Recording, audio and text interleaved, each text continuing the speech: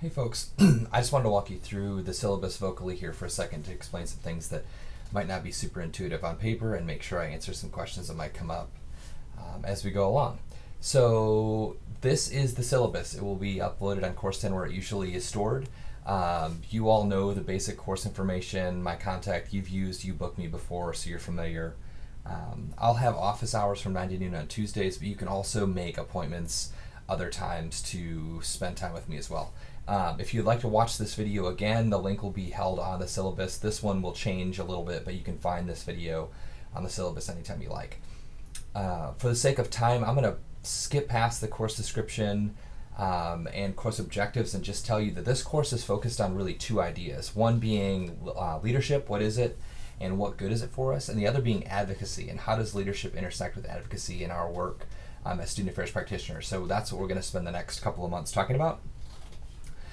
To do so, we are going to focus mostly on the Comavez, Wagner and Associates text, Leadership for a Better World. Now, I've been contacted by a couple of folks regarding some concerns or confusion about the edition number. So ideally, you will all have or have access to the 2017 volume of Leadership for a Better World. However, if you incidentally ordered the original version or thought you were ordering a new version and got the wrong version, reach out to me. I think that you can follow along in the old version. It will be tricky and you'll miss some things, but I will do my best to help you make that work in the meantime. But if you can get access to the 2017 text, please.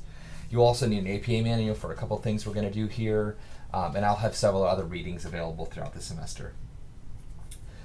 Per other courses in the program, you'll have a TK20 assignment at the end, but that won't be for a little while, and I will help you through that as we sort of continue to move along. The assignments in this course, just real briefly, are pretty straightforward, but will be pretty quick, so you're going to have to be on the ball. You will participate in at least 14 discussion posts, of which I will describe the tactic of those here in a second.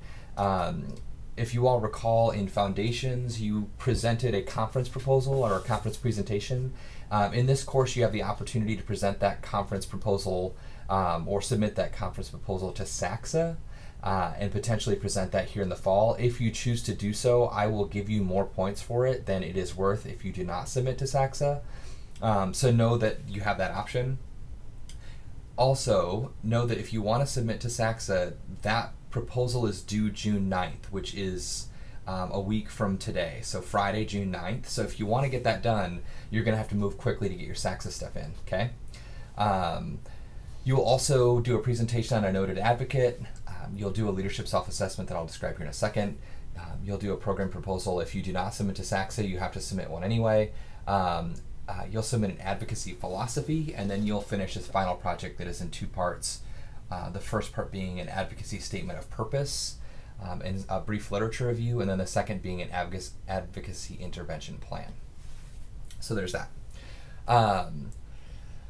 Here are the discussion prompts, rules, and expectations. You'll submit two types of prompts every week, one being an initial post, and an initial post will include conversations and thoughts about the reading or other things that are relevant to the course at that moment. And each of you will need to compose an initial post and end your initial post with a question for the class, and those will be due Tuesday evenings by 11:55 p.m.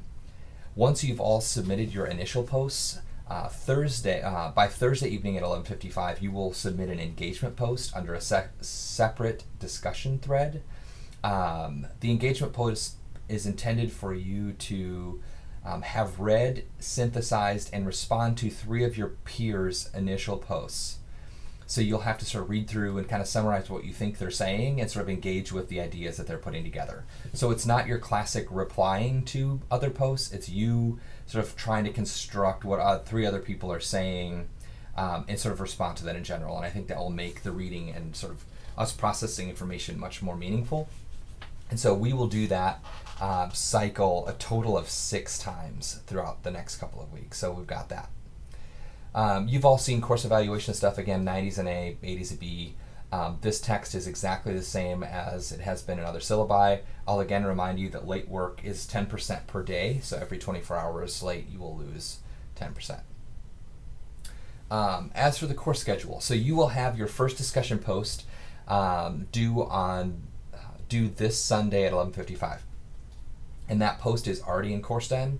There are 3 prompts, one of them introducing the class to your inquiry anchor. So what sort of demographic anchor are you interested in studying this summer in relation to advocacy and leadership? And then there are 2 other questions about the syllabus. So you have that available, and you have until Sunday to complete that. Other days will include readings and other things that you'll want to pay close attention to, starting with the Comavez Wagner and Associates text. The order of the chapters has changed in addition, so I changed the order that you should read them also because I think it will make more sense to you. There is an initial post to respond to those chapters that's already in CourseDen, so you can start to look at that.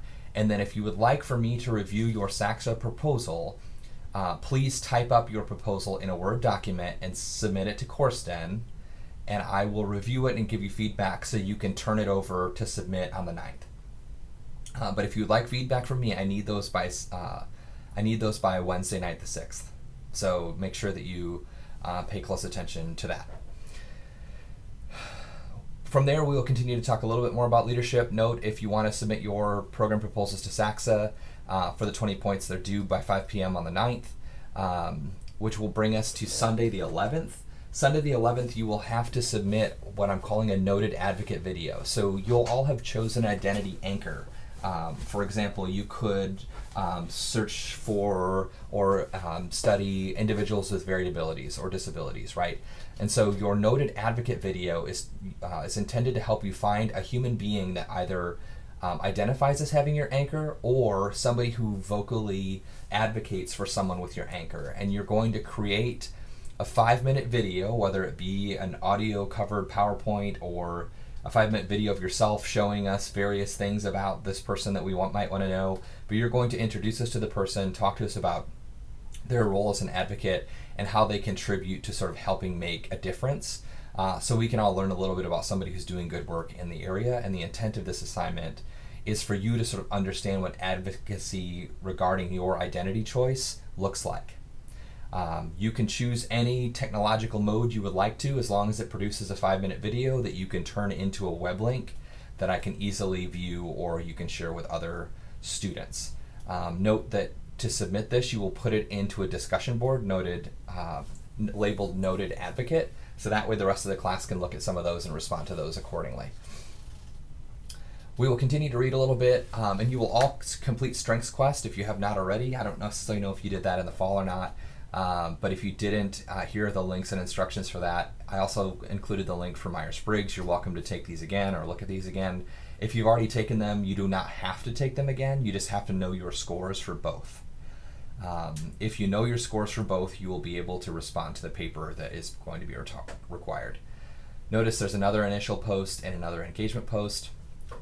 Once you've completed your StrengthsFinder and Myers-Briggs, you will have to write an APA paper, approximately 750 to 1,000 words, about your results and sort of how they inform your leadership style, your future as a practitioner, and other things that might be necessary. So note those items there. We will continue to read some more things, do some more initial posts and engagement posts. Your proposals, if you did not submit to SACSA, are due on the 25th of June, so just note that if you choose not to submit to SACSA, you still have to submit a post accordingly. So we've got that. We will continue to do more initial engagement posts, which brings us to your advocacy philosophy. So once we have read a good chunk of the materials in the course, I want you to write a 100-word or less advocacy philosophy, right? So I want you to describe sort of what that looks like and how advocacy is meaningful to you personally. And then I also want you to write a 100-word or less description about like what student affairs is. And so like look at those 2 prompts. They're really short. Think about it. You will submit those to Dropbox, and you will also submit them to CourseDen, a discussion board in CourseDen redundantly, because I want you all to reply to each other and respond to each other's philosophies. Note that this is the week of July 4th, so I've lightened the load significantly, and that when you submit your advocacy philosophy on Sunday, you don't have anything due until Thursday, and that response Thursday is to other advocacy philosophies. So the week of the 4th should be pretty light for you all. You can relax and sort of stretch out and do fun things wherever you are, see family and the like. We will keep moving forward. On Sunday the 9th, your advocacy statement and purpose and literature review will be due. So this is the beginning of sort of the culminating project regarding your identity inquiries, right? So you'll have read and sort of investigated and respond to discussion posts about the identity and what you're learning about your chosen identity. Your advocacy statement of purpose and literature review is synthesizing what is one intervention you think could be helpful to a person that you have chosen that might help their collegiate experience. And so you're going to sort of argue why you think it's necessary based on what you've learned, and then you're going to provide some literature to support your decision. And you're going to submit those, and they're going to be 750 words or less, right? Which brings us to week 5. We'll do more initial engagement posts, and then the very last week, your very last assignment is an advocacy plan. So you're going to use your advocacy argument and literature review to support some sort of intervention that you will write about, and it should be approximately 1,000 words. And this can be sort of a little bit more free-flowing because it's an intervention, but I want you to think of a program or action or intervention that could help someone of the identity you've chosen this semester, and I want you to describe it carefully. This will also be submitted in TK20. Once you submit that, we're pretty close to the end. We will read 2 more chapters in Como Ves It All. We'll do a couple of more engagement posts and initial posts, and then we will do an overall course reflection, and we'll be done. This course will last about 7 weeks. It's quick. So we will be moving and shaking. And so it will take a lot of work, but we will be okay. Hopefully this vocal overview will be helpful to you all. If you have any other questions, I obviously can take them, but I feel like it's easier to sort of vocalize what is on the syllabus and allow you a chance to sort of see that. If you've made it to this point of the video, there's a prompt in the discussion board that asks you for what the secret word at the end of the video is. And so if you type the word coffee in as the secret word, you will get credit for that. And I appreciate you listening to the whole video because that is great.